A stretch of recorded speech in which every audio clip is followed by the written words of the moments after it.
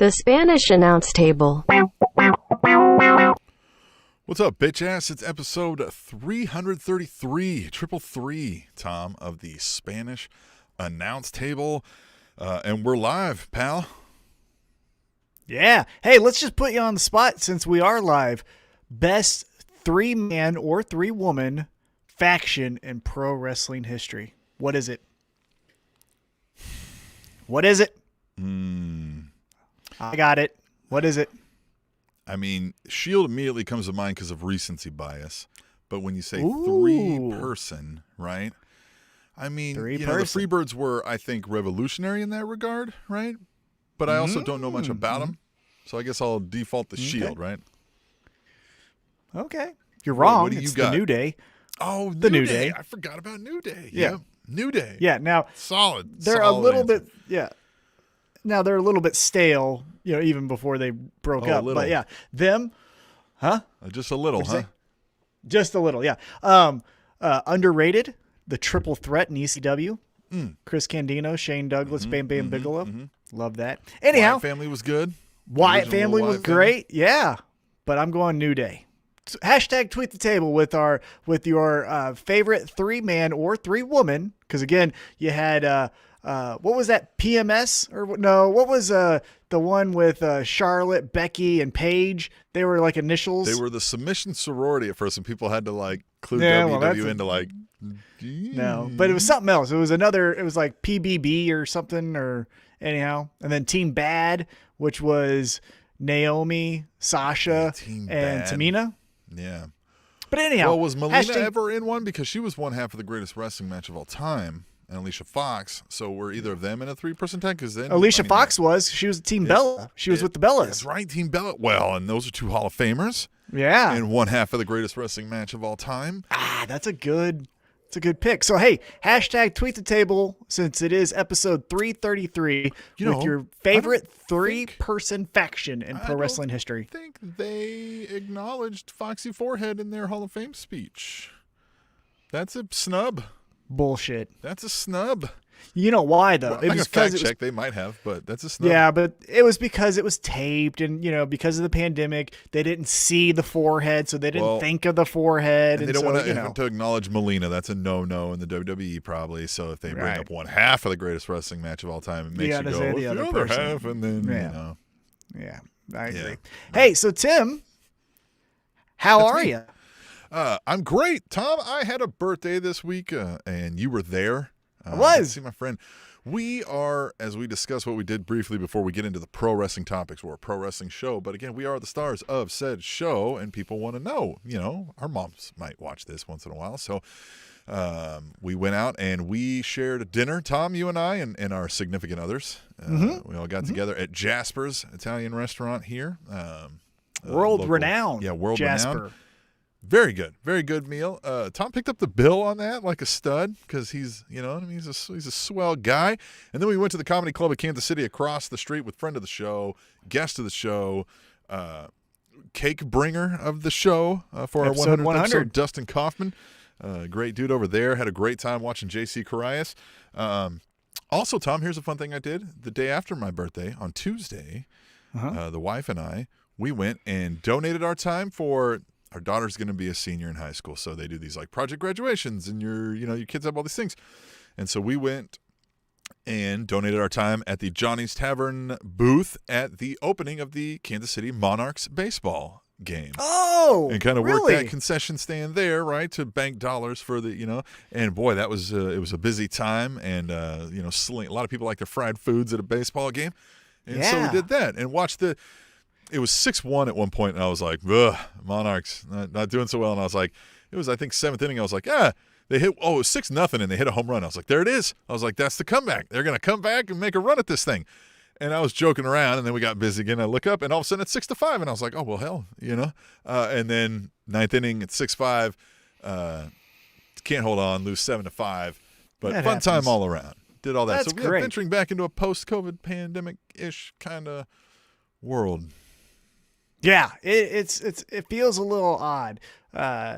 yeah, so Friday night I joined you for your birthday celebrations at Jasper's in the Comedy Club of Kansas City. Saturday night I worked a fight at the Olathe Convention Center, which was even more uncomfortable, not because I haven't worked fights during the pandemic, because I have worked fights during this time period. Okay. But this was the first one where they said, like, you don't need a mask. And I tell you what, everyone was totally cool with that part. There's so many of that.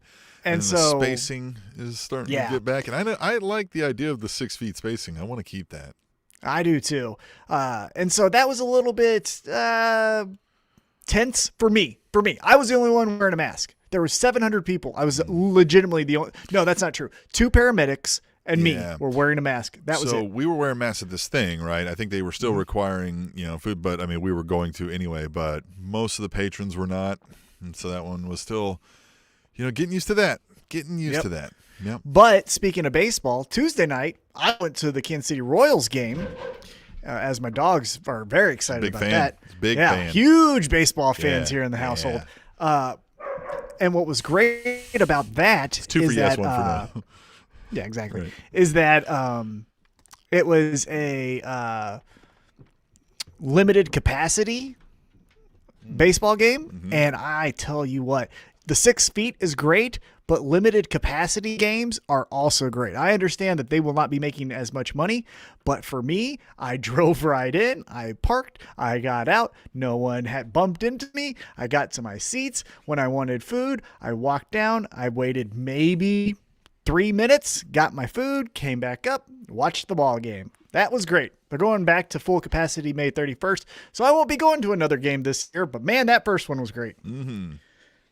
But hey, Tim, that was our news. Let's talk about the big news for AEW. We'll get into our AEW Dynamite recap here in just a moment. But before that, AEW had some breaking news as it was announced by Tony Khan himself on, I think it was Busted Open Radio. They're moving to TBS. They are. So we don't fact check here, and we're not going to read you the press release, but the cliff notes, the highlights is they're going to be moving to TBS in 2022. They're still going to do 4 shows a year on TNT, and they're adding a 3rd hour of television, not on YouTube. But here's the kicker. It's not a 3rd hour of Dynamite. It's a brand new show called AEW Rampage. So Tim, with those highlights now bestowed upon you, what do you think? Are you excited about all this news? Interesting move, right? Yeah, the Friday night 1 hour show is an interesting move, and right after SmackDown ends, as is currently slated. Yeah, that's perfect. Yeah, boy, they're slowly starting to creep into this. They're kind of leaving the NXT challenge behind, and it seems like they're dipping their toes into this a little more. I mean, TBS is in a lot more homes, I believe, than TNT. So, oh, okay. I mean, I believe TBS is like in most people's basic cable package. I think. I think to me, TBS and TNT, at least for my entire viewing, television viewing experience, has always been together. It's always been, if you have TBS, you also have TNT. If you have TNT, you also have TBS. So as far as for me in a viewing experience, it's not going to be much different. I'm still going to tune into a channel on, Wednesday night or Friday night and watch their program. So I'm excited about that. And apparently the move was due to that Turner picked up NHL, and with NHL and the NBA going to be on TNT, that didn't leave too much room for AEW. So TBS does not necessarily have live programming like TNT. So they're going to be bumped over to there. I think it's a good move for everyone. And that 3rd hour AEW Rampage Friday night right after SmackDown, I think is a good move, because I also think they understand with their YouTube content that you don't need everyone to tune in at this time. You know what I mean? So a 9:00 show, especially just for 1 hour, I think is perfect. And I was so excited that it wasn't a 3rd hour of Dynamite, because that would have felt like Diet Raw. And so this was a great move in my opinion. So kudos to AEW. Let's get into AEW Dynamite. Let's do it. This was a fun show. I'm ready to talk about it. All right. So we get it kicked off with Christian Cage taking on Matt Sydal. Taz was on commentary scouting both Christian Cage and Matt Sydal as Team Taz members, and also Christian and Matt Sydal will be in the Casino Battle Royal. Tim, what'd you think of this first matchup? Good way to start off the show, I think, right? Like, we've talked about this. Christian Cage is never giving you a bad performance. And Matt Sydal, I don't think we ever think the same thing, right? I don't think we've ever thought like he's giving you necessarily a bad one, albeit he did, slip the one time. But so, it's a good palate, starter, right? A little appetizer, if you will, I thought.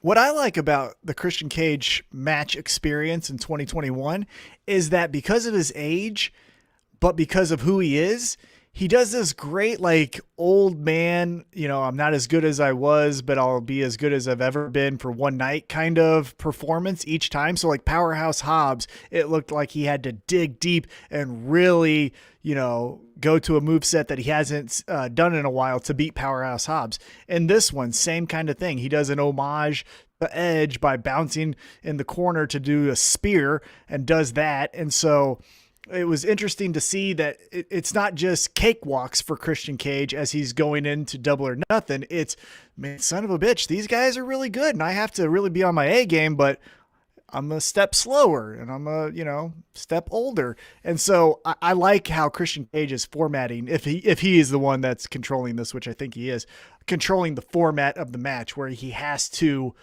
really pull one out in the bottom of the ninth, using a baseball analogy, to get the victory. And Matt Sydal looked great again. I think he can do really well with I can do flips and shit, put me in there with the Lucha Bros, or I can give you a traditional wrestling match, put me in there with Christian Cage, and you're going to get a very enjoyable match out of him. So Christian Cage picks up the victory. Post-match, Team Taz comes in. They try to beat up everyone involved. Ricky Starks. So there, so Ricky Starks comes out. That was it. Offline, I was trying to talk about what happened that we would have talked about last week. Ricky Starks broke his neck slightly. Maybe it sounds like he's not, in dire straits. It's not like he's able to walk around, obviously, without a neck brace and whatnot, but he's out of action for a while. Yeah, he's out of action, but he does have something wrong with his neck. But as we saw on Dynamite, he was able to walk out, cut a promo, and then Team Taz comes out. Highlight of this segment, though, as Team Taz and Christian Cage and Matt Sydal are all brawling. The Dark Order, did the Dark Order come out? I don't remember. No, I don't think they did. They didn't. They came out later with Sting and Darby Allin. That's what it was. But the moment of the night was Hangman Page legitimately did a hold my beer. Yeah, this was fun. I'm going to go kick their ass. Yeah, thought that was such he just shoved it into his chest and he just walks out with his frilly shirt and just starts whooping some ass. God, that is such a cool little detail in an otherwise just, brawl, pull apart, knock down, drag out fight. That was just so much fun. I really enjoyed that. That was fun. We had Team Taz celebrating the ring because they got one over on Page and Cage and Sydal. And so there we go. We got some steam going into Double or Nothing's Casino Battle Royal. After this, we go backstage, which that's going to be a theme. I felt like this episode had promo heavy, I would say. Promo heavy for a Dynamite episode. Again, some can be. I don't need... Yeah, and that's fine, right? Switch it up a little bit. All the way, flips and shit. Definitely. So, going backstage, we hear from the Varsity Blondes. Pillman Jr.'s given a very heartfelt, the Young Bucks used to be something to me. Now they've obviously, turned a different style, whatever it was. The Young Bucks were cool, but now they're not. And they were Griffin nice to says me, the but same. now they're not nice to me anymore. Right. And so good. This was a good promo. It was very good. One thing that I will say, because I also heard this from Eddie Kingston, and I also heard this from John Moxley. Look, if the Young Bucks are heels, then stop telling me at one time they were cool. Fucking just be mad at them because they're heels. You don't always have to tell me how great they were to endearing. get backstage. Then I know they're just troubled souls, and I'm not going to hate them as much. If they're dirty, rotten fucks who were like, used you, like you tell that story, then you say, and then we realize they ran off with our cut of what they promised us, and didn't fucking pay us for our time to be there slinging their fucking shirts, right? Like That's where you would come in. But I just feel like there's this theme with the Young Bucks heel run where they were so good to me 3 years ago, 10 years ago, 5 years ago. I hate them. I don't want to hear how this isn't the Hogan heel turn, guys. Like we have. Yeah. You get the fuck out of here. But nonetheless, they said they will not stop until they become tag team champions. Later on the night, they are in the main event, Varsity Blondes versus the Young Bucks for the tag team championships. But after the commercial break, we get Moxley and Kingston saying they're going to make a dent in the tag team division. They cut a promo before they take on the Acclaimed. My line of the night, I thought, was Jon Moxley's like, who are these guys? And Kingston goes, well, it's a rapper. And then the rapper's friend. And that was because, as you guys know, who have listened, we forget his name sometimes too. The guy. It's that. Yeah, it's the rapper's friend. But we get Jon Moxley. He's the hype guy, of course. So we get Jon Moxley and Eddie Kingston versus the Acclaim. Before the match starts, though, the Acclaim, Max Caster, says that Eddie Kingston looks like a box of Newports. Yeah, a pack of Newports. They said, why you dress like it's 2004? You look like a box of Newports. That was a great line. Oh, great line. God. And then Jon Moxley, they shoot to Jon Moxley, and he's like, you kind of do. And he's like, yeah, I mean, you. And then because Eddie Kingston is such a hothead, when they turn their attention to Jon Moxley, if you saw, actually had to put his hands over Eddie Kingston's ears so he wouldn't hear the disses. But man, Max Caster mentions the Oral Sessions, which is Renee Paquette's, Jon Moxley's wife's podcast. And then they're like, what? Oral Sessions? She wants us on the podcast. Thought that was great. Really fun way to lead into this match. The Acclaim versus Jon Moxley and Eddie Kingston. Tim, what were your thoughts on this match? Well, sure. And the match wasn't destined to be like a 5-star classic in Dave Meltzer's eye, of course, but I think it did its job right. Again, it wasn't a squash match, but it did enough to show like Moxley and Kingston just beat the shit out of the third-ranked team, and with most ease, you know what I mean? Like not the most ease, but with pretty much not a whole lot of challenge. So interesting. I thought this was a pretty cool match for a couple of reasons. One, right when Bowens is going to say AEW, boom, Jon Moxley hits him with a straight right to the jaw. Yeah. And we just get the, like, we're not fucking around anymore. And so we get into the match. And then Moxley, it was really cool to see, like, there was a couple times where he messed up, where he was on the wrong side of the ring, and then the Acclaim, who are the real, more traditional tag team, are able to, cut him off, not let him get to Eddie Kingston and work him over a little bit. There was also some really cool moves with, like, that suplex with Bowens then doing a crossbody. So I really like that, even though Moxley and Kingston did come in here to, kick and punch everything in sight, the Acclaim did look like a third-ranked contender in the AEW tag team division. So really excited to see how they did. Yeah, and that's then what I said was not to necessarily say like they beat him up and made it look easy. Well, but I think that's what we kind of thought. That's what I'm saying. I think we kind of thought, okay, well, we're going to get Jon Moxley and Eddie Kingston hitting every back fist and paradigm shift that they can think of, and then that gets the victory, and then Young Bucks, you better watch out.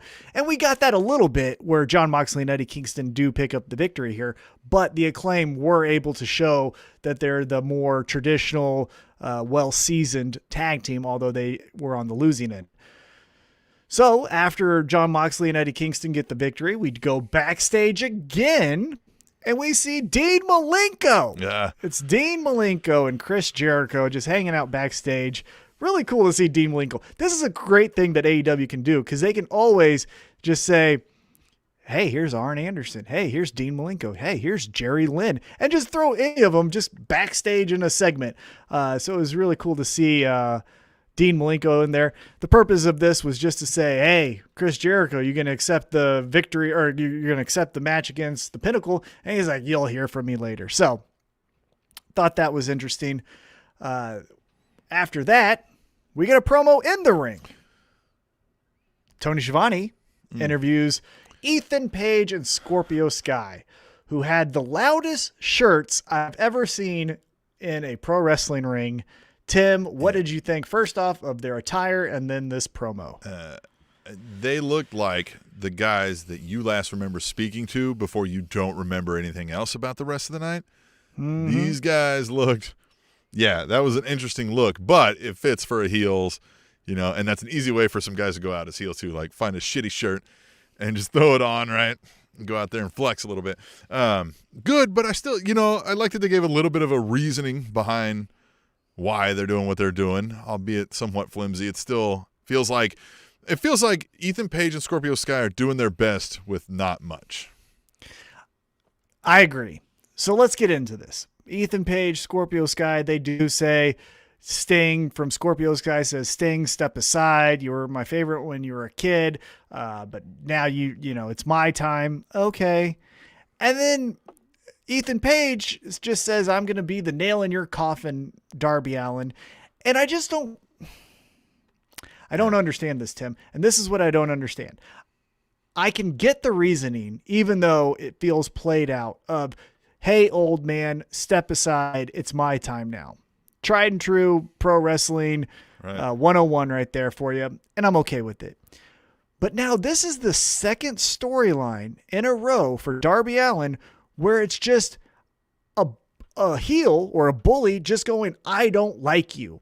And if you keep doing this with Darby Allin, I'm going to start to think maybe Darby Allin is the fucking person who I shouldn't like, and the bullies are actually right, because there's a lot of people talking to me about how Darby Allin is a piece of shit. Because I got Team Taz, so I got Ricky Starks, Brian Cage, Powerhouse Hobbs, Hook, and Taz. Now I got Scorpio Sky and Ethan Page all telling me that Darby Allin is a piece of shit. And I don't know him, so is he? Because the narrative is starting to paint him in a different light. And so all I'm saying is these are fine to get us to Double or Nothing, but I'd like to see a little bit more creativity with why we don't like Darby Allin. Why does this heel not like Darby Allin? We got to get more than just he wears face paint. Yeah, I agree. It's uninspiring to say the least. Yeah. Yeah. So the lights go out. Sting makes his entrance, coming out waddling, which isn't a great look when Scorpio Sky says you need to step aside. And him and Darby Allin come out and they're beating up Ethan Page and Scorpio Sky. And then the Dark Order comes out and hey, there we go. And one thing that I liked about this at the very end is make Sting the godfather of all the weirdos. I think AEW is the place where stables are made. Give Sting the Dark Order, Darby Allin, Joey Janela, all these outcast, people who don't fit any mold. Sting will guide them to their victories. You know what could be a fun one is we get down the road a little bit, Jurassic Express breaks up, and Sting is mentoring a little unsure of himself, Luchasaurus. Yeah, exactly. Or just keep Luchasaurus or keep Jurassic Express together. Put them in the Weirdsmobile. Luchasaurus, right? Yeah, just the Crow. The Crows were right, weren't they? I don't know. We don't fact check. Yeah, just load up this Weirdsmobile, put them all in there, and have Sting driving that Weirdsmobile bus all around. Yeah. Now let's get into another promo here, and this one's good. I like this one a lot. Pinnacle are at a restaurant. Oh, God, yeah. And MJF is cutting down Jericho, saying how lame his jokes are. And we're getting the same high-level, very entertaining promo from MJF. Then it goes over to FTR1. FTR1. I wasn't for sure if it was FTR1 or FTR2, so thank you, Tim, for that. FTR1's Q Ball over here was cutting him down and saying, like, yeah, you son of a bitch, which he was doing great, too. He was also saying, like, he's impressed me a lot since the forming of the Pinnacle, too. Yeah. Yeah, I like him a lot. I don't know his name because I always forget it. But FTR1. FTR1. Yeah, FTR1 did amazing. But while FTR1 is cutting this promo, the wine needs to be refilled. Well, that's the theme, right? They're all asking for wine, right? Like they're down in it, and the guy can't get it fast enough. And so, yeah, the waiter comes out. I think he pours MJF's first. Then he goes over to FTR1 and pours his. And all the while, Shawn Spears is like, give me my fucking drink. And he loses his shit and beats the hell out of this waiter and leaves him for dead, essentially. And Tully Blanchard just goes, hey, this'll cover it, and throws money at him.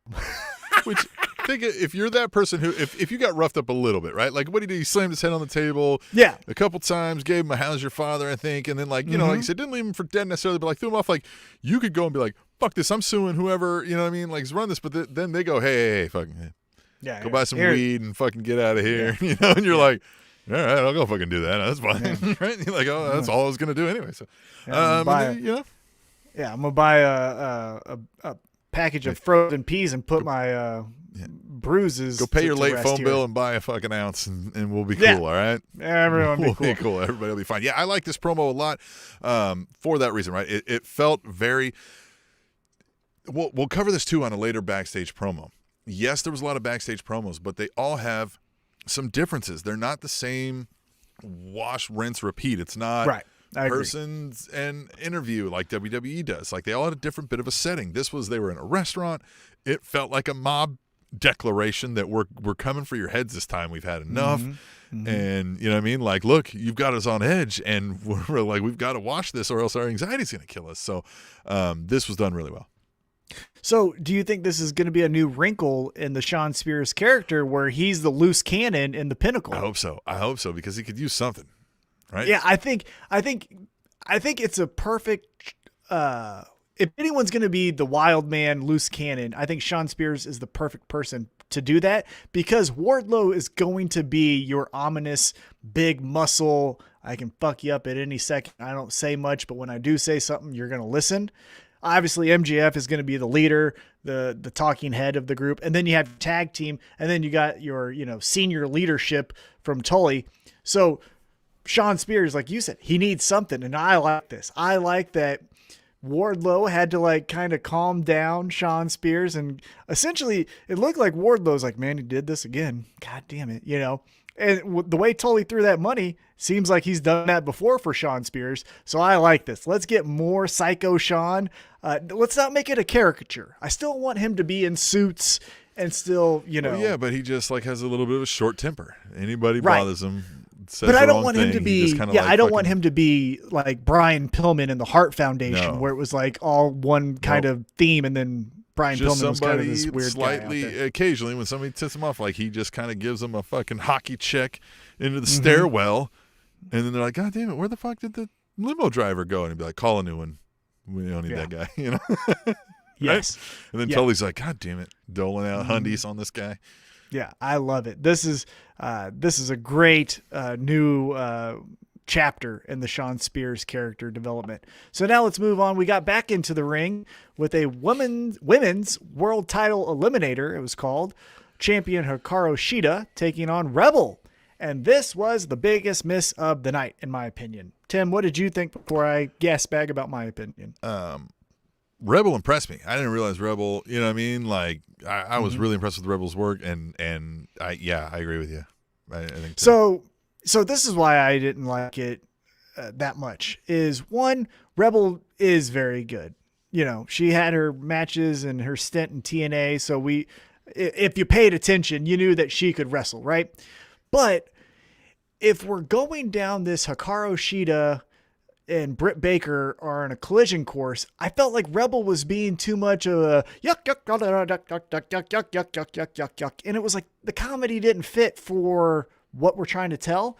And then again, I said this last week, and I was wanting it to be this for this week, but Shida just looked like chopped liver. It was, again, Britt Baker looks like queen shit. And that's fine. But man, I don't like to use the word bury, but it feels like you're burying Shida to just say Britt Baker's so fucking cool. Unless we're going to have something where Britt Baker doesn't win this, which I can't fathom. So they did announce on Dynamite that on Friday night they got a special AEW Dynamite episode, and they're going to celebrate the 1-year championship reign of Hikaru Shida. Now, this is your last chance. You got to do something to where Britt Baker seems afraid, seems petrified, second-guessing herself into the title match, because this and everything before it was just Britt Baker is the bully that is stuffing Shida in lockers and walking away laughing. And Shida's not doing anything really to combat that. So she does pick up the victory here, but then post-match, Britt Baker gives her a curb stomp onto the World Championship. Nice touch. I like that. Nice right? Touch. Right. This is the last time you're going to see this motherfucker. Yeah. Got it. Loved it. So again, Shida, you gotta look. I hate to say these pro wrestling buzzwords, and strong maybe isn't the right word here, but you gotta look like you're gonna kick the girl's ass, because right now you look like a punk, you know? So you got one last chance next Friday as you celebrate your 1-year title reign. But Shida, I know you're listening. Let's do something, okay? Let's hit a home run on this last go home show. But let's get back to last night's episode. We go backstage, and Kenny Omega confronts Orange Cassidy. Orange Cassidy nursing an injury. I believe this was a confrontation from the previous week after Orange Cassidy suffered his concussion, because I didn't remember him being in action on Dynamite, so I don't know why he was having an ice pack and a doctor look at him. So I believe this was from the previous week. But they didn't do a good job of saying that. Yeah. Yeah. So I was a tad confused, but I think I put 2 and 2 together. So the gist of this is Kenny Omega says, "Hey, Orange Cassidy, you can totally get a world championship title match. Totally. Just wouldn't it be cool if it was 1-on-1? So maybe sign this contract and fuck off with this triple threat." Yeah, so this was great. I mean, so he comes in and Kenny Omega's like, "Look, we care about you." I mean, this is this is an executive vice president talking, like, and Don Callis does the whole, he's like, "Look, sometimes you guys got to step in and protect talent from themselves." You know what I mean? He's like, "Because you're a warrior. You want to go, but sometimes somebody's got to tell you not to." You know what I mean?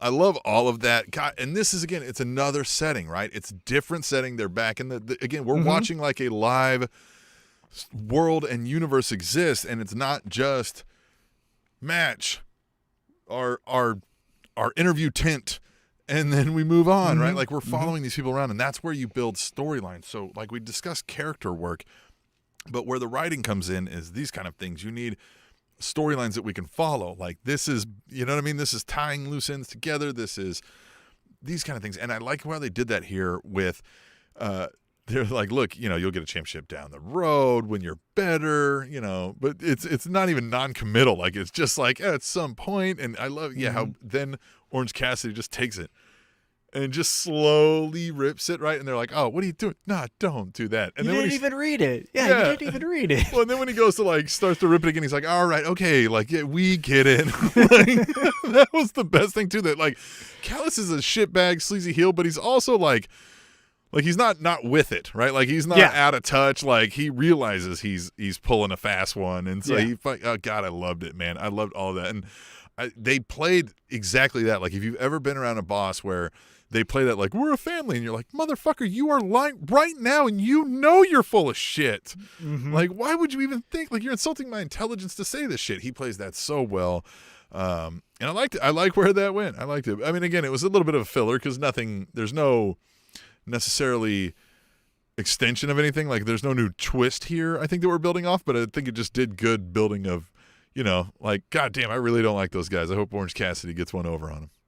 And I like that it showed that Kenny Omega is trying to use different angles to get out of a triple threat match, where he is approaching Orange Cassidy and doing, like you said, hey, you need to be at 100% for this match. So why don't we just have you and me do this match at a different time? And to your point, one thing that they are doing really good, AEW that is using all of their space. So you do go backstage to the doctor's area, or you're in the ring cutting a promo, or you're doing a backstage just promo tent, or you're in a restaurant with the Pinnacle. So I agree with you. That was really done well, where we're using all the space of getting these stories advanced. Speaking of promos, after the commercial break, Chris Jericho makes his entrance with the rest of the Inner Circle, and the crowd is singing Judas as they do. Getting a little, I don't know. I'm excited to sing it again. Look, I'm not going to lie. I'm excited to sing it again. But maybe while we're in Jacksonville, we can just stop. And then when we travel, get it back going because it kind of is getting a little tired. Anyhow, the Inner Circle. They all say, like, you know what I want? I want to fight. And we get every version of I want to fight. Even Jake Hager tried. Huh? Jake Hager tried to talk. That was something. And then we get to Chris Jericho. And he's saying, was it worth it going through all this stuff? Of course it is. And you're going to have to kill us to beat us. And at Stadium Stampede, the Inner Circle is coming to take you to hell or whatever and dance on your graves. So not a lot happening here. What I will say, though, you told me that the Blood and Guts match was going to take years off these guys' lives, and it was so brutal, and it was so, career altering, yet no one's missed any fucking time. Everyone showed up the next week. Everyone showed up the week after. I feel like we're kind of rushing this Inner Circle Pinnacle storyline to get to Double or Nothing. Does that make sense? Like, yeah, I mean, it does. I know they don't do pay-per-views every month, right? So they kind of have to, when the pay-per-view shows up, get as much shit in there as possible. But I just feel like, specifically with Chris Jericho, you gotta, and I feel like a broken record, so I apologize, but you gotta make me miss you a little bit. Because you're on every fucking week and you tell me every cool thing you've done. And everything has been cool. I'm not saying anything's been a miss. But like this promo, in my opinion, was not needed. We did not need to have the Inner Circle just say, we want to fight. We knew that. Well, and especially later since like what they did the card thing later to accept the match, like the cue cards with Sam. Yeah. Yeah. And that's fine. But like, where the Pinnacle cut a promo and we got, oh crap, we think maybe Shawn Spears is the crazy one in this group. The Inner Circle just did we all want to fight. And we all knew that. So I thought it was fine. They didn't do bad. It wasn't not entertaining, but we could have maybe skipped this. Another thing, in my opinion, maybe we can skip is backstage, Tony Schiavone in a different promo setting, like your point, Tim. Tony Schiavone is backstage with Jade Cargill, and Mark Sterling comes up, and he's like, hey, I don't want you to be on, Team Sterling. I want to be on Team Jade. And then she's just like, hey, you don't interrupt me. Exit stage left. I talked about this last week. I still don't get it. What are we doing? This is where they're going. He's going to be her manager, and that's fine. He seems good from the few bits we've got. Like, he seems awesome. He seems like he's going to work.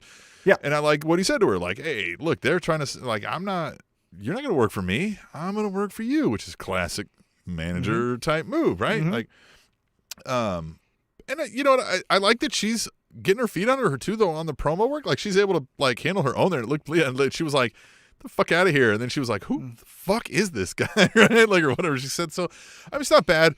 I just think that's where we're going. I just think, like, then hit it. Like, we've seen enough. Let's get there. So, let me propose this little change that I thought of as soon as the segment was over. Is each week, we're either getting Jade Cargill cutting, an edited version of a promo saying, like, I don't need anyone, I'm that bad bitch. Or we're getting Tony Schiavone asking her questions, and then essentially she just says, I'm that bitch, right? Flip the script. Have Tony Schiavone, on the request of Mark Sterling, interview him. And he is making the plea to Jade Cargill, look, you're the number one girl in AEW. You're the fastest rising star. I think the world of you. I can do so many great things for you. And then have Jade come in and be like, who is this? Who are, get out of here. But it was just the same, kind of like what we do with Sting, where Sting walks out in snow and then does something slow. We need Jade Cargill to be presented a little bit differently, in my opinion, but that is my opinion. Yeah. So let's get into what I thought was the match of the night. A non-AEW match. The NWA World's Women's Heavyweight, or I guess not heavyweight, the NWA World's Women's Championship, Serena Deeb versus Red Velvet. Now, before we get into this match, Tim, I'm not that smart. Some would say I have the mind of a drunk baby. Some have said that. So with that being said, NWA is back in business. Yeah, they got I watched shows a going. little bit of Power this week. I did. I watched a little bit of it. Yep. Fantastic. Love it.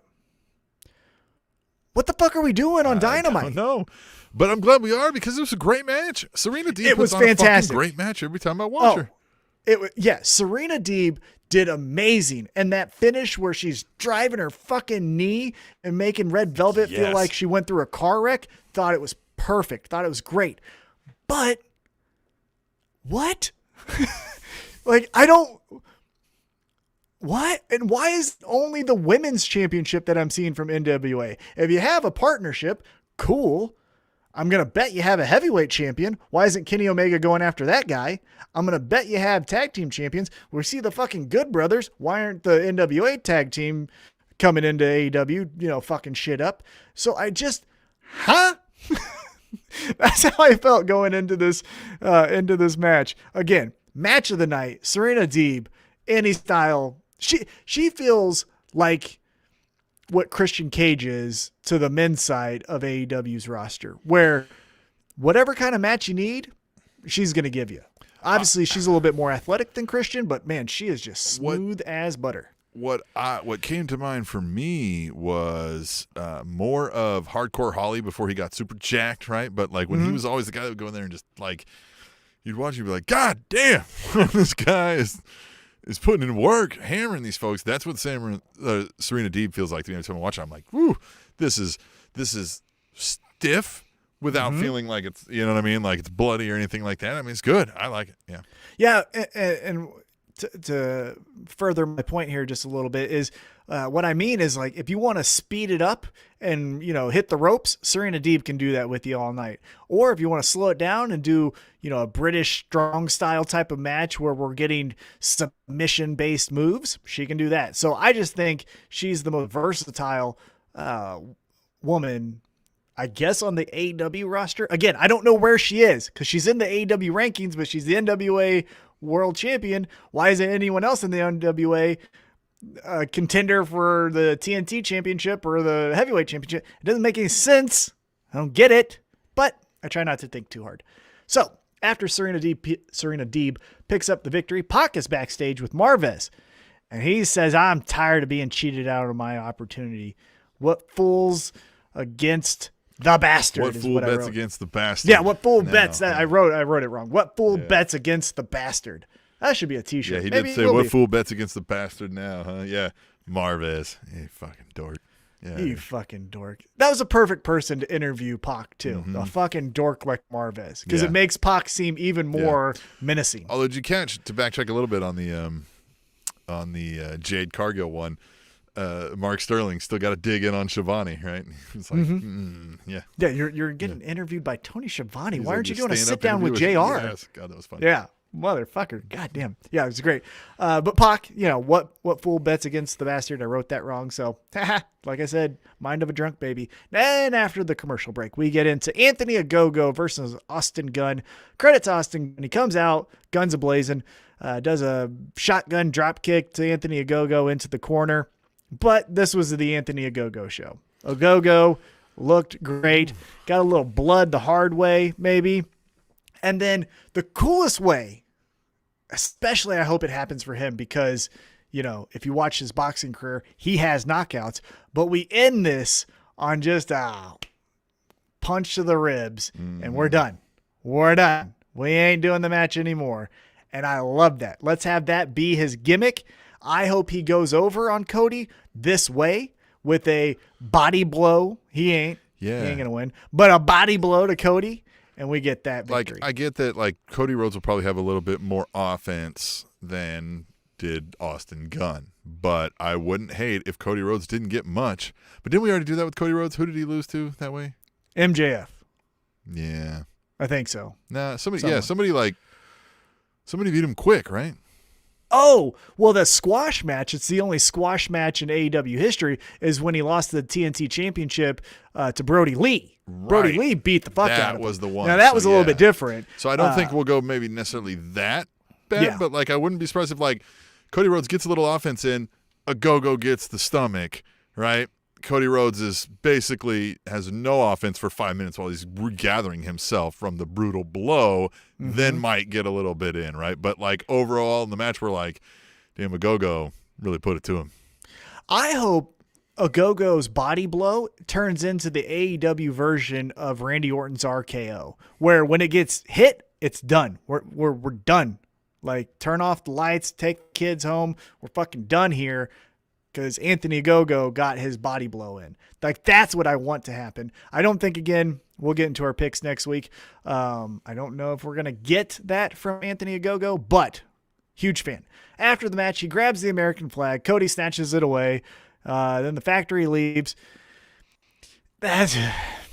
Look, I understand we're in America and we always get the America first thing. So maybe we're a little bit more beat over the head than other places. Or maybe international fans who are watching this, but I'm just exhausted with my border is better than your border. I don't fucking care. My dirt's better than your dirt. Yeah, my dirt over here is better than your dirt over there. I don't care. Stupid I had British no choice folks. in this. Like, why do you hate them? Yeah. I had legitimately, why would I be proud of something I had no choice in? I do not give a fuck. Like, obviously, I'm happy that we have certain freedoms that other places don't. I'm not trying to say I'm not grateful, but I don't take pride. We also rank 17th on the World Freedom Index. So well, you understand what I'm saying. There's that. We yeah. could, Right. yeah. But what I'm saying is, like, I don't understand. And again, we've done past episodes, so we won't go too much into this. But all I will say is I've never understood any human being taking pride in things they had no control over. Being proud of where your mom gave birth to you, giving proud of the pigmentation on your skin, all of that stuff. I don't understand it. But let's get into the most intriguing segment, I thought, of the night. SCU is backstage with that dork Marvez, and Daniels ignores Marvez's question. Marvez is like, sells it. Christopher Daniels, what are we going to do? And if you watched Being the Elite, which I wouldn't recommend doing every week, but this week you definitely should have, at least the first segment, Christopher Daniels cuts a promo that damn near made me cry. Yeah. Laying this old body down, talks about Dusty Rhodes at a certain time in his career, and he said those words, and now he's older than when Dusty was at that time, and should he be doing that? And then he just goes to walk out the door, falls, just collapses into sadness and cries right next to the door, finally gathers himself and then walks out. Well, and not even crying. Like, he went into like child trauma mode and was like, can I just stay like just a little longer? Like, he's fighting his own internal, God, you know what I mean, battle right for your eyes. And I went off on a diatribe, I think, with this in our private messages here, but I was like, this is what we mean when we say moves don't matter. Like, I've never felt existential dread about my own mortality and my own life ending from a fucking super kick. Like, no flip ever did that, but yet Christopher Daniels, not even on your wrestling program, made me instantly more interested in anything that follows in this storyline. Yeah, I wish, and maybe they'll do it on this special episode of Dynamite or maybe on Dark or Elevation, but that promo needs to be seen by more people than just Being the Elite. It was spectacular. I honestly, if it was on television, like Dynamite, I would say it's the promo of the year. You can't really, damn thing would deserve an Emmy. It was so good. It was so good. You so let's tell it might not have been a whole lot of acting. It really, that's what I'm saying. Perfect. It was chef's kiss. Oh, the chef's kiss of the week. that Christopher Daniels promo. Definitely make time to watch it. But let's get back to Dynamite. So Marvez says, hey, Christopher Daniels, what are you going to do? He says, get the fuck out of here, dork. And then he whispers like it's Scarlett Johansson in that one movie with Bill Murray. I forget what it's called, but remember when she like says something and we don't know what it is? And that's how the movie ends. I can't remember the fucking movie. We don't fact check here. There's it's so like many that. Bill Murray movies. Yeah, but it won the Oscar for like Best Picture. I'll look it up later. Yeah, Anyhow, I think I know what you're talking about. I don't remember the name of it, but yeah. So Daniels ignores Marvez, says something to Kazarian, hugs him, leaves. Gives him the old handshake, like the whole like meet you down the road. Oh, this was good. This was good. And then Frankie Kazarian goes down this Liam Neeson Taken storyline and just says like, you motherfuckers, the Elite, I'm taking you out one by one. And that is the gospel, according to Frankie Kazarian. Woo! Yeah, he said things like, he was like, I consider each one of you responsible. He was like, he's like, I'm not going to rest till I find each of you. And you're going to know hurt. You're going to know suffering. You're going to know what it feels like. He said, I will get my recompense. I think like hell or high water. Yeah, dude, he was, again, off of that one promo of that raw emotion that he was able to tap into, I am now more interested in a Frankie Kazarian storyline than I have ever been and probably ever will be. Oh, if we can go down that like mercenary storyline with him. If that's how the Elite gets weakened to where like somebody gets to take them out and finally take the title back because one by one Kazarian had like sting them from the from the shadows. But he can't. Like that's how the story ends. Is the Elite are too much for Kazarian. And that he tried, he died trying. Yes. Like that's how he has to end this story arc. But what I don't want from Frankie Kazarian is to see him on Dark next week. I think we need to position him not like Dexter Lumis, where he's the boogeyman and he'll just take like Austin Theory, like how Dexter Lumis took Austin Theory and just like, like, I captured you. Not like that. I'm not saying that way, but I'm saying backstage segments. We're all celebrating our, retaining of the tag team championships. Carl Anderson's missing. What happened to Carl Anderson? No one fucking knows. We saw Frankie Kazarian for a moment. Strung up in the boiler room. Yeah. We saw Frankie Kazarian for a moment, and now we don't see Carl Anderson. Saw a hooded figure. Yeah. That's where we get this, like, I'm taking you all out. And then saw you can build up on with this. A spray tan. Yeah, exactly. No, yeah. It was Kazarian. I'm interested in this. Let's go. Oh, or it's Trump at a KKK rally. Hey-o. All right. Hey-o. All right. Hey, as you mentioned, before we get into our commercial break, Sammy Guevara comes out and says nothing, shows the flashcards about the Pinnacle and Stadium Stampede 2. So that happened. That wasn't like during the picture-in-picture either, right? Like that was like. Yeah, that's his thing. He did like, the whole cards. I don't, You already had your promo time. Yeah. It felt like, hey, Kazarian maybe went short because he got lost in the emotions. We need to fill 25 seconds. I got cards, That's what. Yeah, exactly. So I think maybe that's it. Could have been. But after the commercial break, we get another banger of a promo from Miro. Oh, Miro makes his entrance. Great. And I love this. Both of these guys. Yeah, but I audibly laughed out loud, LOL, when he said, I want to thank Jesus Christ for giving him strength.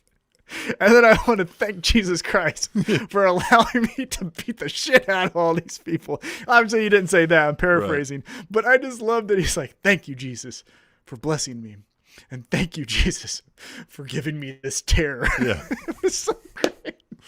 Yes, I love that. Yeah, he's talking to Smack, and then out comes Jake and Lance Archer. And Lance Archer's promo is probably one of the best I've seen out of him, if not ever. I mean, he leans into it, and he's like, even when you were trying to have a date of your own somewhere, the little dig at the Rusev Day. Mm-hmm.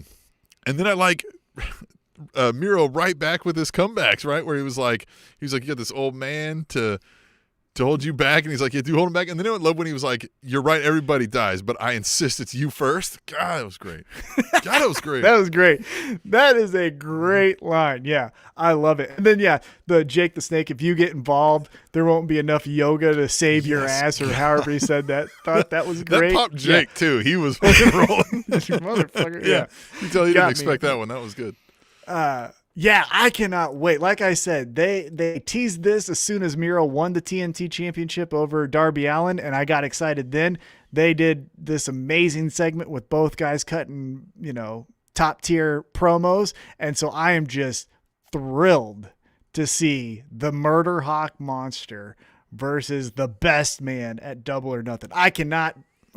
It could be the match I'm most excited for, to be honest. I think the Stadium Stampede is going to be the most fun, but maybe match of the night is going to be Miro and Lance Archer here. I want to give a shout out to anybody watching us live, and by anybody I mean Jeremy Smith.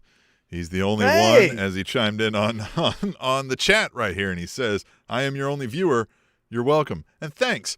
We figured we might have at least got to 2, and maybe we'll get there. But we're new to this live thing. We don't even know how to promote it very well. So tell us how we're doing. Chime in, you know what I mean? Yeah, give us some suggestions. Suggestions help, consistency help.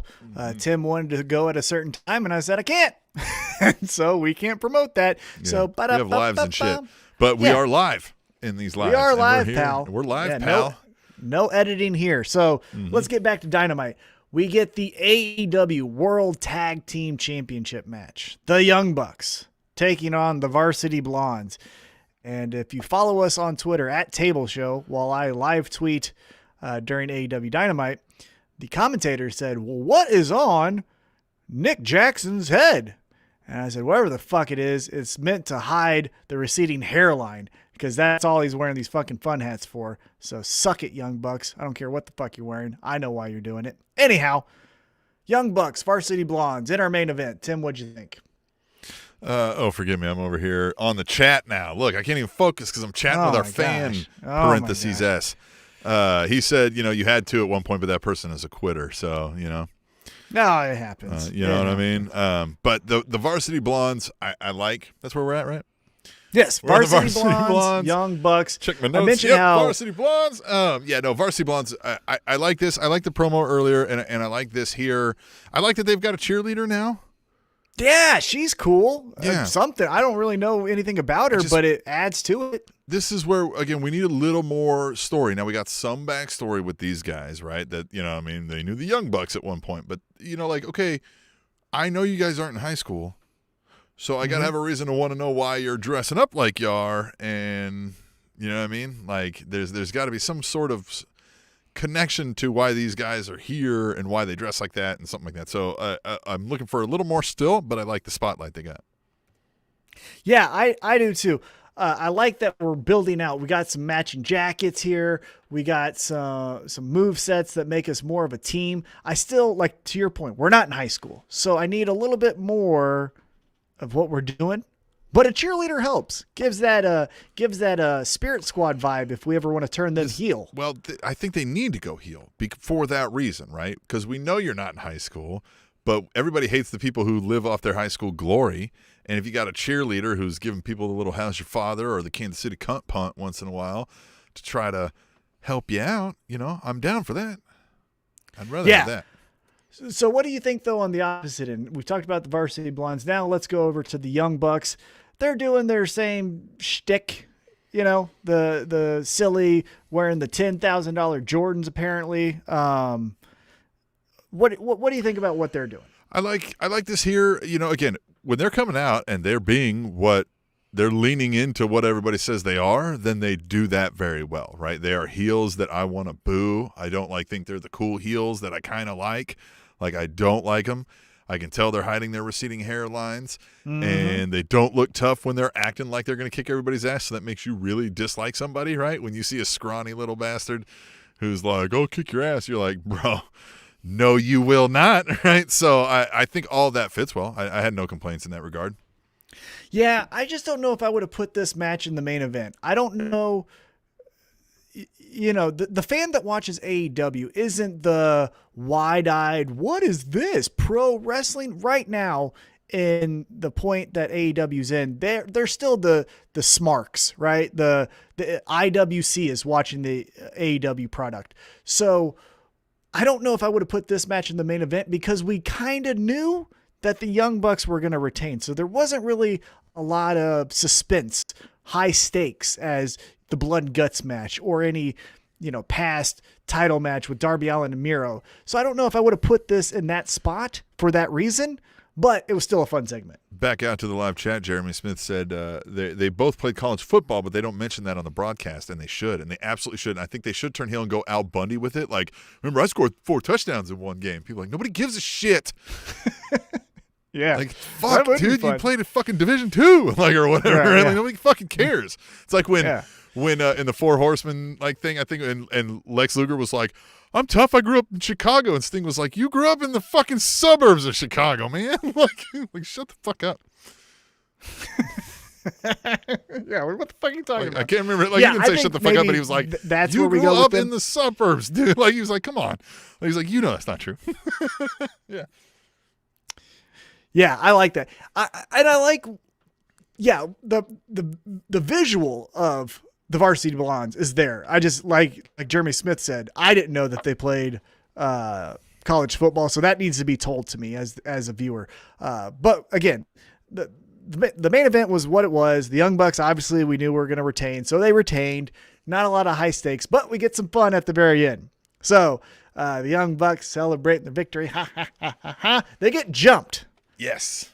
By Jon Moxley and Eddie Kingston, and they kick the Young Bucks' ass. And we finally got Eddie Kingston and Jon Moxley stealing their shoes. Mm-hmm. Love it. And here's the thing that you learned from this segment. Eddie Kingston's done this before. Yeah. Jon Moxley hasn't.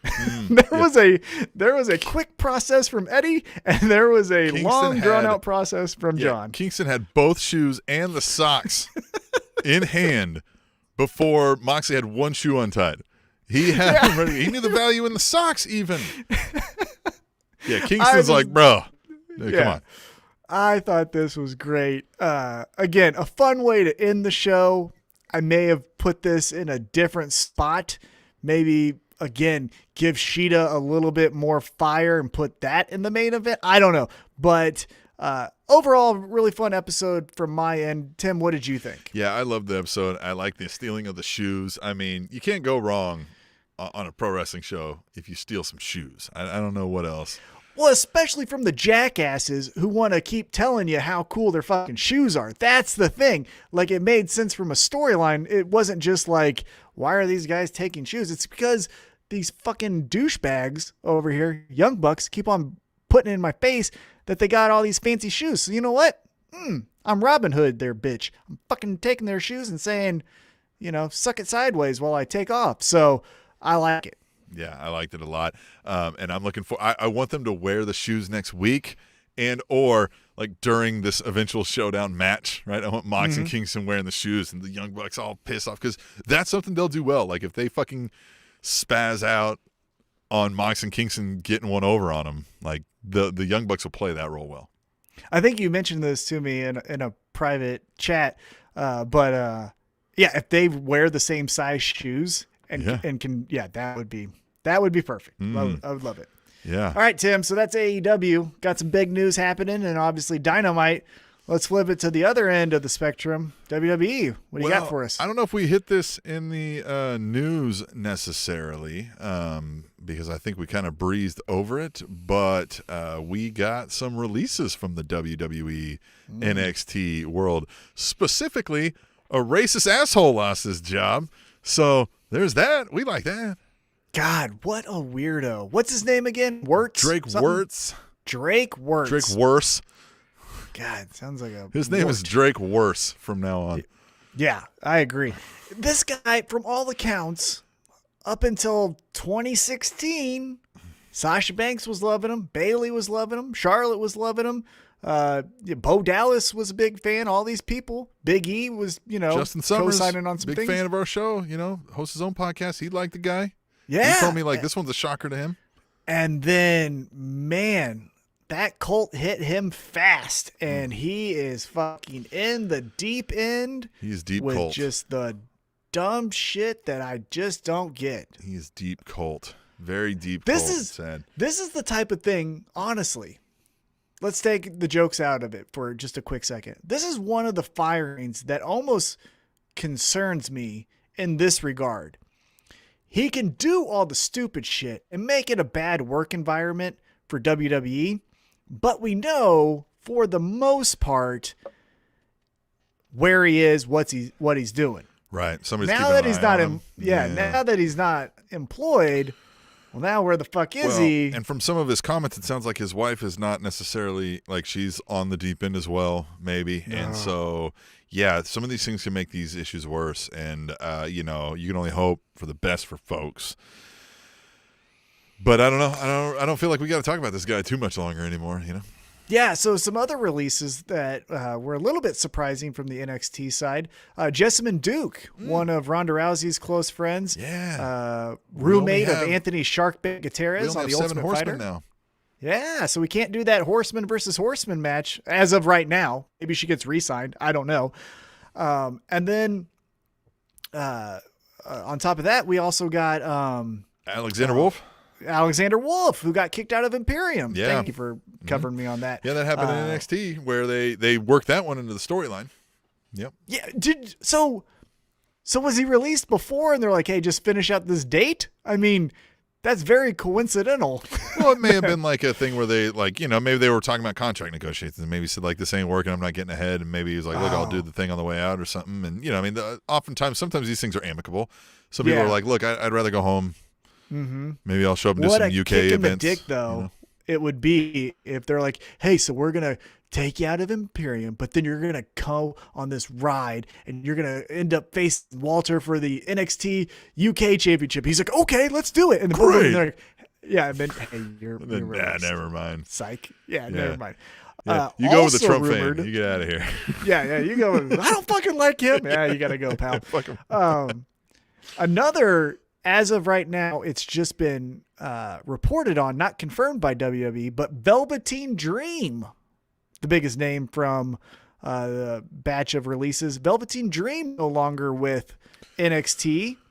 What do you think about that? Reportedly. That one's a shocker. Not necessarily a shocker. I mean, I feel like they tried a bunch of things and couldn't really do it, albeit, again, I think Velveteen Dream is another one that's going to fall victim of got a character down, but we've had no real necessarily storylines, right? So the Roman Reigns thing that's happening that we'll talk about is anytime the Usos can spin off this storyline, anybody else in the Anoa'i family 5 years down the road can kind of revisit the head of the table idea. There can be this family dynamics in perpetuity now because we worked this into a saga, right? We're losing this art of the saga, the feud, right? That carries over with A happens, then B happens, which gets us to C, which gets us to D. We've lost a lot of that. And I think Dream needs that. We get what the character is. Same reason Bray Wyatt keeps falling victim to this. The character's great. The character is so faceted they could do so many storylines, but we've got none. Mm-hmm. Yeah. Yeah. And in the case of Velveteen Dream, I felt like it was also a star that burnt bright and burnt out fast because as quick as he was wearing the tights that says, call me up Vince and doing all that fun stuff, now he's getting released. Now, with that being said, the character was there. The storylines were not, but let's not take into account the reported off-screen allegations, reportedly, that were happening with Velveteen Dream. True that. And I think that also had something to do with, all right, well, Velveteen Dream is getting X-Pac heat, as they call it. He's not getting booed because he's doing a good job. He's getting booed because no one actually fucking likes this guy because we think he's a bad person. Right. And so when you're in that spot and you don't have a storyline, So that's another reason why we may not see, like, I mean, unless you know, maybe down like an Impact or something, but I doubt we see him on like an AEW. I don't know. You know, I think someone's going to take a chance, right? He has charisma. He has a look. Someone might say, hey, he's changed, right? He did something that proved to me I can bet on this guy. Because look, Big Cass, when he left WWE, he was nuclear, right? No one wanted to touch him at all. And now here he is in Impact because he was able to kind of move past some of those demons in his life. Yeah. Maybe that can happen with Velveteen Dream. I don't know. I wouldn't be shocked if it's a fast, hey, someone's taking a chance, right? I'm an upstart promotion. Velveteen Dream's a big name. Come check him out in, Cincinnati or wherever. Spanish non-stable wrestling. Yeah, there it is. Yeah. But him and a guy like, what was that big bastard's name? With the big jaw. Yeah, easy for you to say. Huh? Easy for you to say. Yeah. Who is that guy? Where? Lars Sullivan. There. Oh. Yeah, Lars Sullivan. Yeah, Lars Sullivan and Velveteen Dream.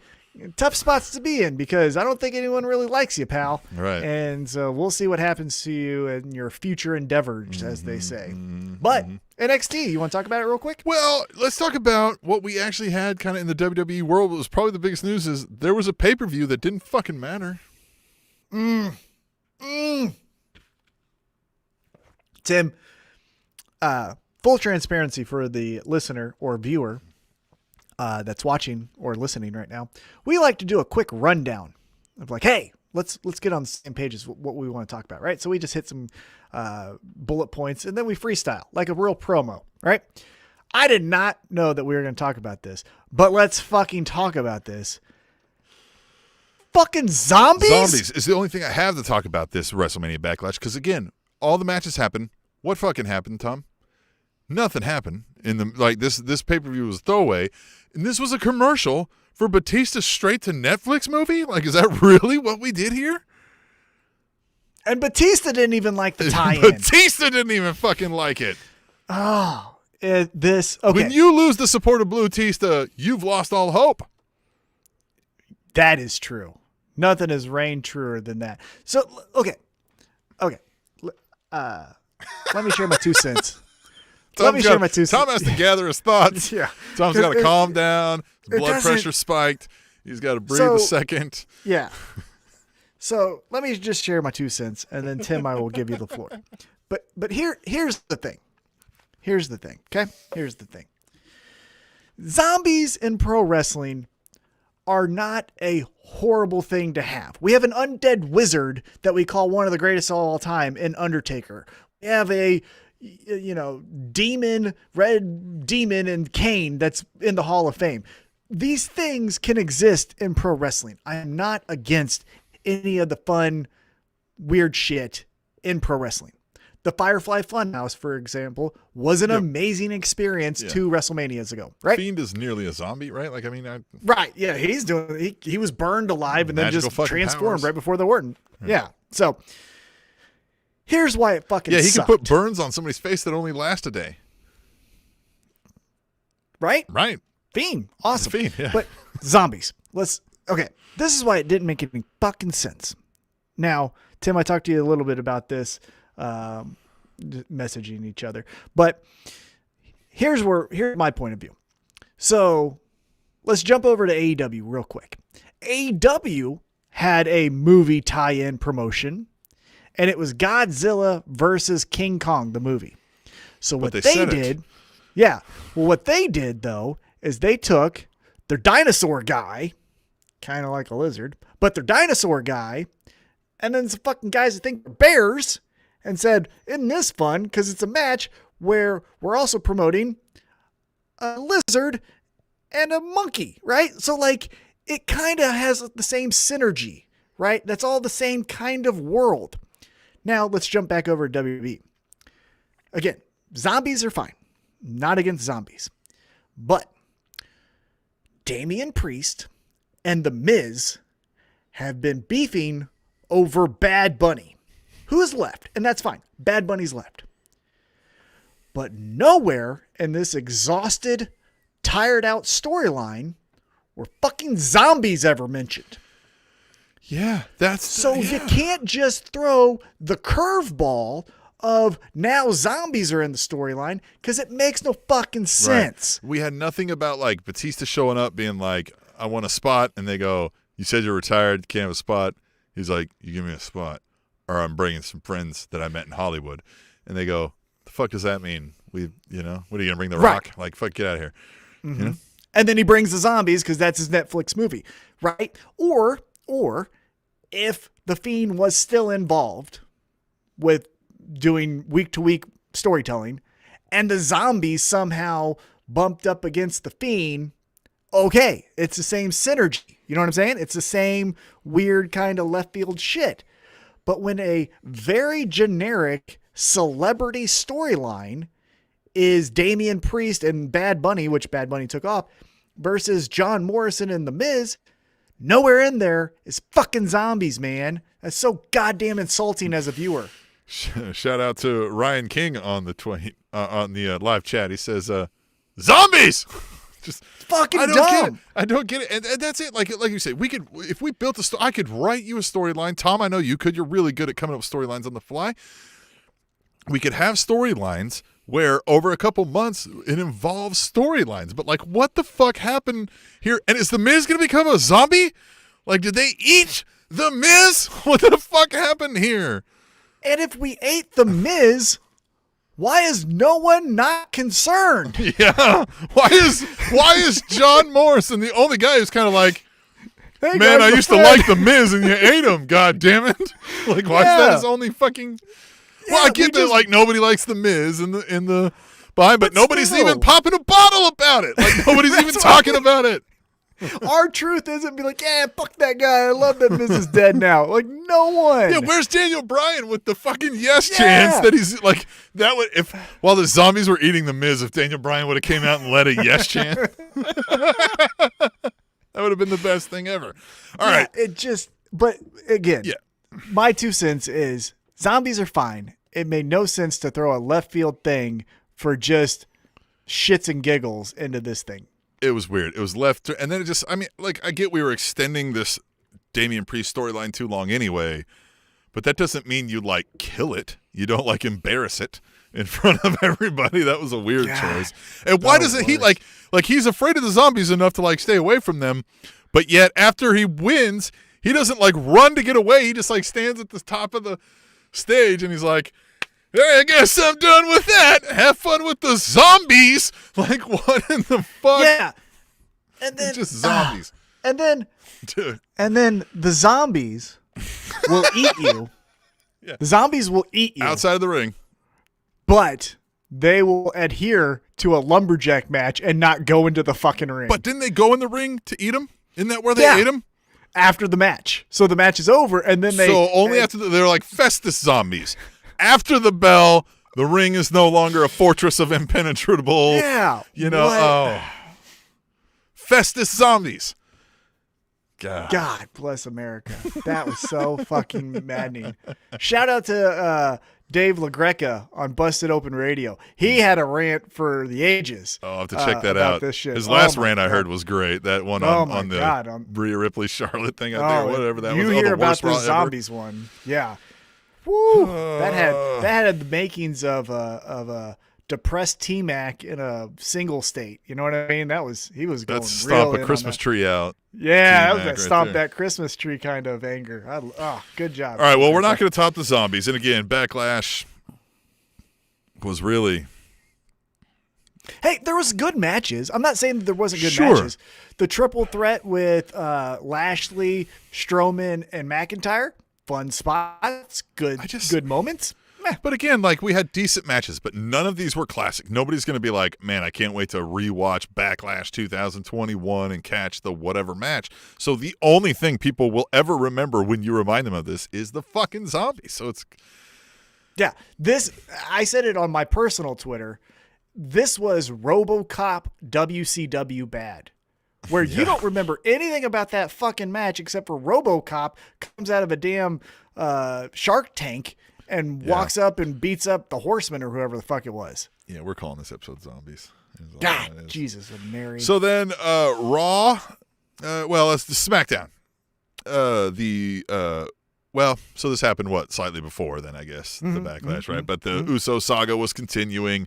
I like how he was like, "Oh, you think you could do what I could, or you can do what I can do?" He said to Uso 2, what is it, Jimmy? Yeah, Jimmy. And he's like, "Go do it then. Go beat him." And he's like, "Well, yeah, I'll go beat him." And he didn't beat him. Where's the payoff here? If you were guessing, right? Let's just be fans of a TV show here for a second, not trying to fantasy book. Do you think they are going to have him just fall in line? I don't think so. I think they may give him the kind of the Jey Uso rub that they did to get him his little singles up there as well, right? Have him go in and battle a bunch of these top name, right? He may face Seth Rollins and he may face whatever, kind of show like he can do it too.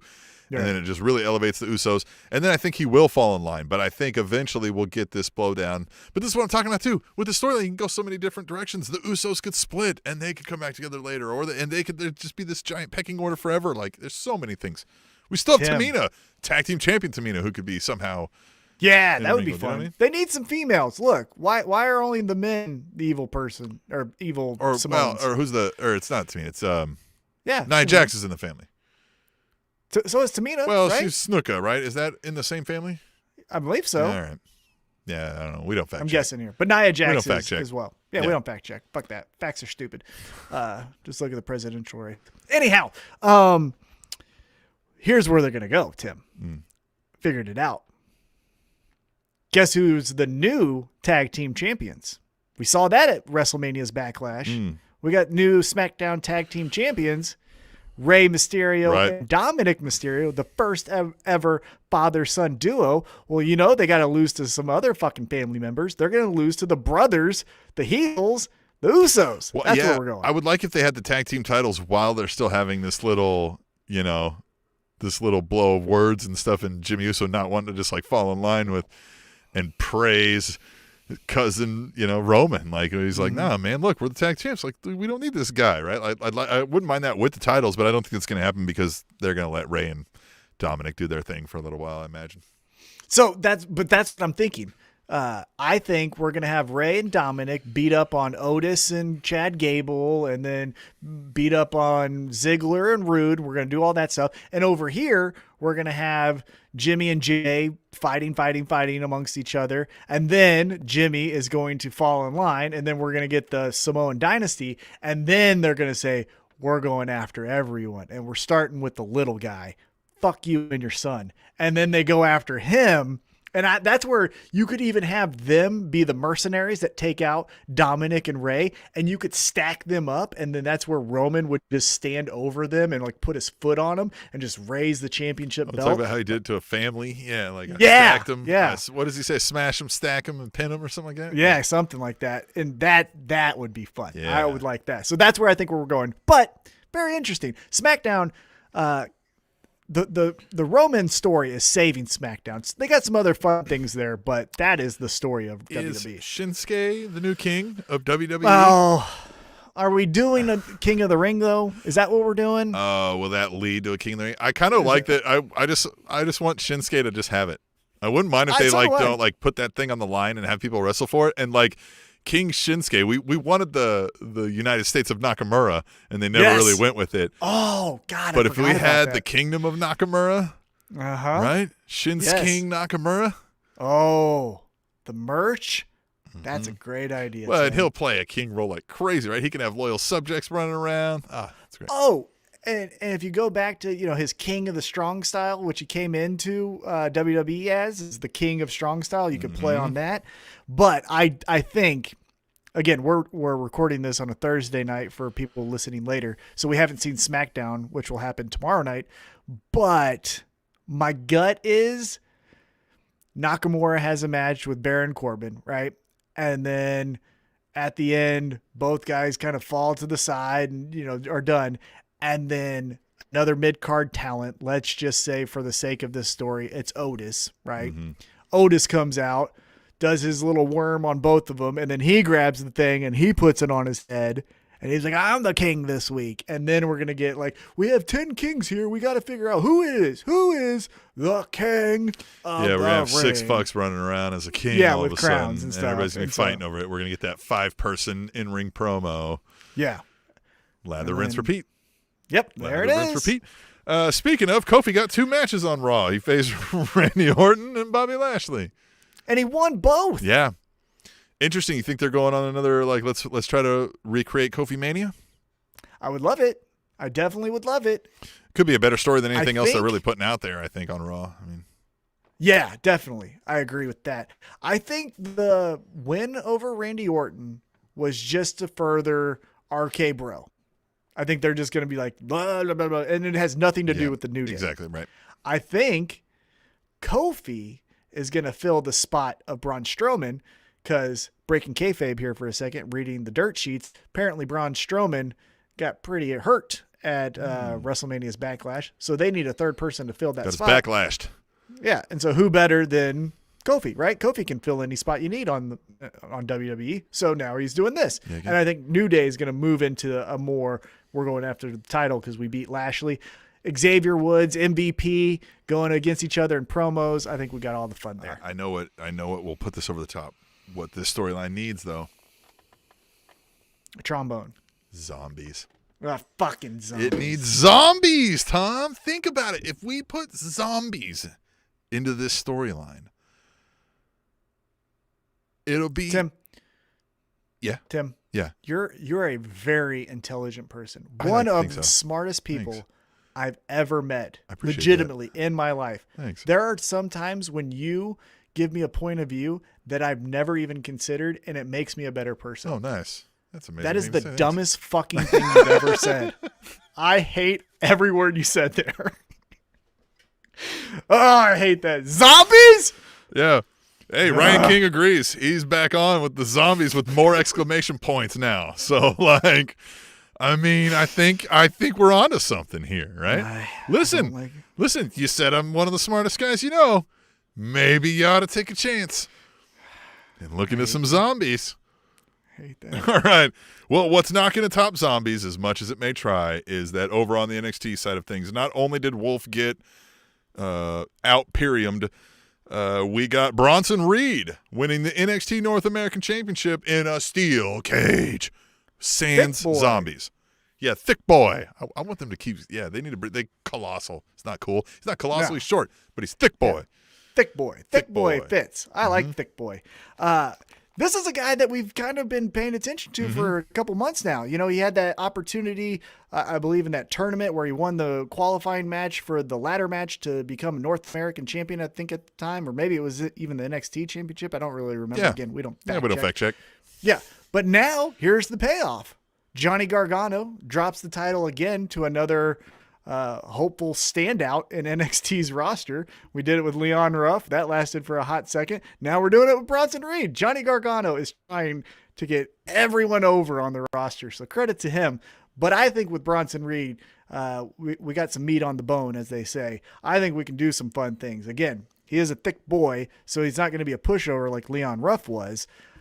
And so this is where I think we're going to do some fun. He might be a long-term champion. I don't think he's a transitional champion like Leon Ruff was just to get a pop rating. I think this is this is a capital G guy in NXT. Now, with that being said, Johnny Gargano lost again the North American Championship. The Way is losing their way. Although we got them as the women are still the tag team champs, right? Yeah.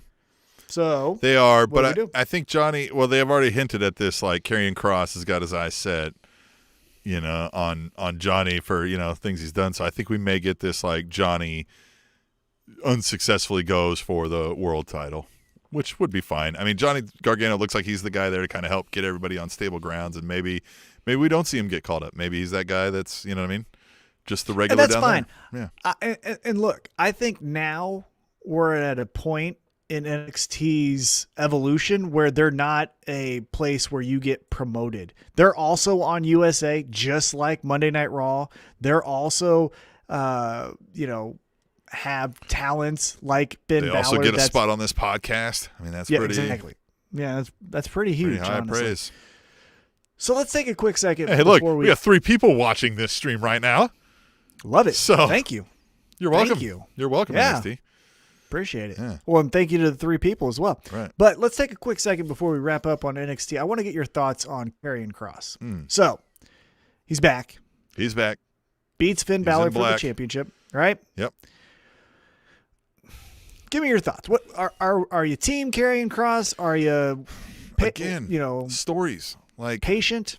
Just having him show up and somebody says, "You and me," doesn't feed into a character of a dark guy hiding in the shadows with a crow and a you know what I mean, a vampire like wife. You know what I mean? We need more stories in that regard, which we're not getting here, right? Like Velveteen Dream in this guy would have been great. Yeah, I think that would be. Especially if you get the Velveteen Dream that touches on sexuality kind of stuff with both of them. Yes. Ooh, that would have been fun. And then, I mean, there's not a single zombie to be found anywhere, so this is just shit. God damn it, Tim. It's just shit. There's no zombies. Everybody knows you sprinkle in some zombies. A little zombie sauce. Ooh, zombie sauce. It's a good episode title. God damn it, Tim. Sometimes you make me so mad. You want to go back in time and not do this episode this week? You want to skip a week? Well, no, I just want to stop at AEW. Yeah, that's why we're live, pal. You can't stop me now. So, what I think about Karrion Kross is a lot of how I felt about Nakamura when he was in NXT, where there's a lot of bells and whistles. And Nakamura had a little bit more of a just cool superstar, right? And Karrion Kross, like to your point, is doing a little bit of like, is his wife a vampire? I don't fucking know, right? That kind of stuff.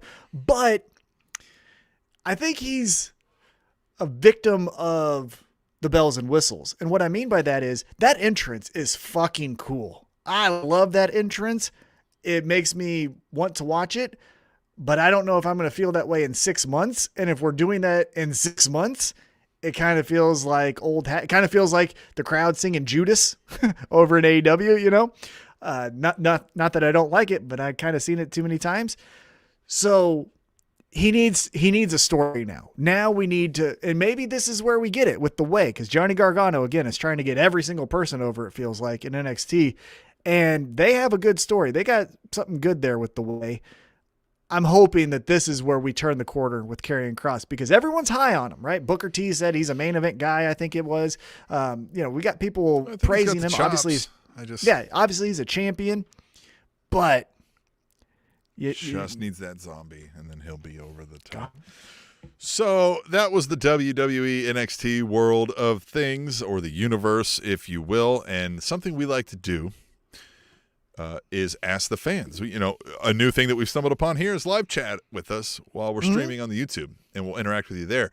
But throughout the week, you can use on Twitter #TweetTheTable. And normally I queue up some graphics, I show some faces, I show some tweets, and I forgot because, I was so enthralled with the zombies that I had to watch it 7 times. Do you know what I mean? Priorities. So I'm just going to say it. I'm just going to do it like old times. Fuck it. We'll do it live. Fuck it. We'll do it live. All right. At Devil Vamp says, I know there was a lot of hate for Backlash. #WrestleMania Backlash. But goddamn, can we talk about that opening women's triple threat match? Off the chain. #TweetTheTable. And you alluded to this. I mean, the wrestling there was solid. Yeah. Charlotte looked like Cruella DeVille. Rhea Ripley did her I'm bigger than you kind of moveset. Asuka is fucking Asuka, right? She's going to be who she is. It was fine. The story leading into it sucked ass. The story out of it sucks ass. But the WWE roster will always bail out this shitty fucking writing. And that's where we got to hold them to a higher bar, I think. And as our next tweet table, and the only one we've got time for here, is from at Theo70. Is it 5? 75? Theo75 says, I was not aware there was a #WrestleMania Backlash pay-per-view today. #TweetTheTable. #CornetteFace. And you're right. Like, they didn't even they just talked about, It didn't even feel like a big deal again. Like, it just was like WrestleMania Backlash. It's all the same kind of matches, and here we go. So if you weren't really paying much attention, I forgot it was over the weekend. I was like, oh, yeah, that's a thing. We forgot so much so that we like to do picks because it just fills time. Mm-hmm. Yeah. You know? And we didn't do it because we forgot it. Yeah. That's how bad WrestleMania's Backlash is. We usually use the pay-per-views for that because it helps us hit the review of the storylines, right? Here's the storylines that matter. You're going to the pay-per-view. We'll talk about those. That's what happened. Yeah. Forgot all about it.